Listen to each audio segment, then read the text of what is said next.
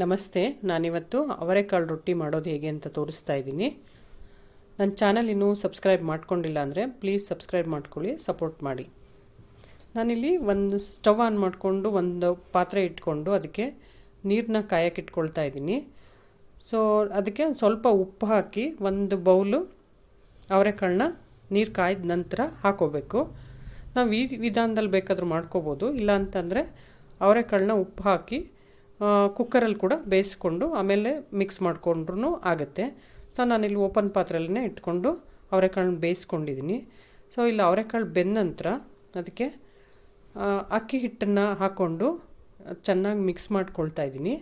So mix ಮಾಡ್ಕೊಂಡ್ಮೇಲೆ ಇಲ್ಲಿ stove off ಮಾಡಿಕೊಂಡು ಇದನ್ನ ಆರಾಗಿ ಬಿಟ್ಬಿಡಬೇಕು.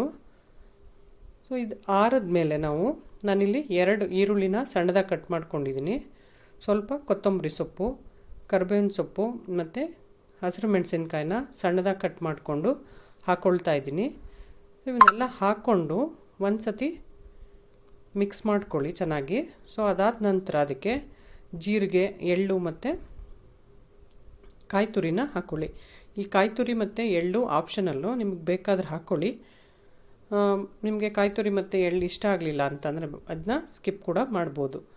ನಾನು ಇನ್ನೆಲ್ಲ ಚೆನ್ನಾಗಿ ಮಿಕ್ಸ್ ಮಾಡಿಕೊಂಡು ಅದು ನೀರು ಸಾಕಾಗಲಿಲ್ಲ ಅಂದರೆ ಇನ್ನೊಂದು ಸ್ವಲ್ಪ ನೀರು ಹಾಕ್ಕೊಂಡು ತಣ್ಣೀರೇ ಹಾಕ್ಕೊಂಡ್ರೂ ಆಗುತ್ತೆ.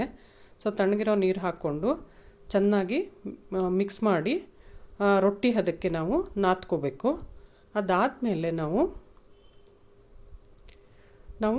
ಒಂದು ರೊಟ್ಟಿ ಎಷ್ಟು ಬೇಕು ನಮಗೆ, ಚಿಕ್ಕ ರೊಟ್ಟಿ ಆದರೆ ಸ್ವಲ್ಪ ಎಷ್ಟು ಬೇಕು ಅಷ್ಟು ಹಿಟ್ಟು ತೊಗೊಂಡು ನಾವು ಒಂದು ಒಬ್ಬಟ್ಟು ತಟ್ತೀವಲ್ಲ, ಸೊ ಆ ಥರದ್ದು ಕವರ್ ತೊಗೊಂಡು ಅದಕ್ಕೆ ಎಣ್ಣೆ ಹಾಕಿ ಅದನ್ನ ರೊಟ್ಟಿನ ನಮಗೆ ತೆಳುವಾಗಬೇಕಂದ್ರೆ ತೆಳುವಾಗಿ ಅಥವಾ ಸ್ವಲ್ಪ ದಪ್ಪ ಬೇಕಂದರೆ ದಪ್ಪಗೆ ತಟ್ಕೋಬೇಕು.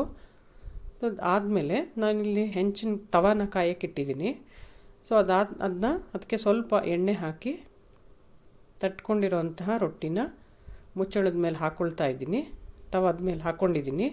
ಸೊ ಇದು ಬೆಂದ ಮೇಲೆ ನಾವು ಮೇಲ್ಗಡೆಗೆ ಸ್ವಲ್ಪ ಎಣ್ಣೆ ಹಾಕಿ ಅಥವಾ ತುಪ್ಪ ಹಾಕ್ಕೊಳ್ಳಿ.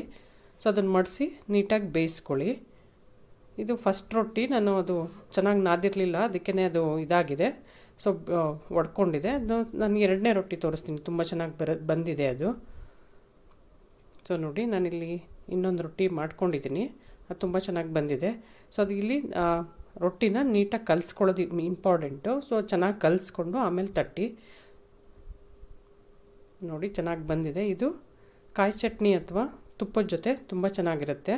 ಒಂದು ಸತಿ ಟ್ರೈ ಮಾಡಿ, ಹೇಗಿದೆ ಅಂತ ಕಮೆಂಟ್ ಮಾಡಿ. Thank you.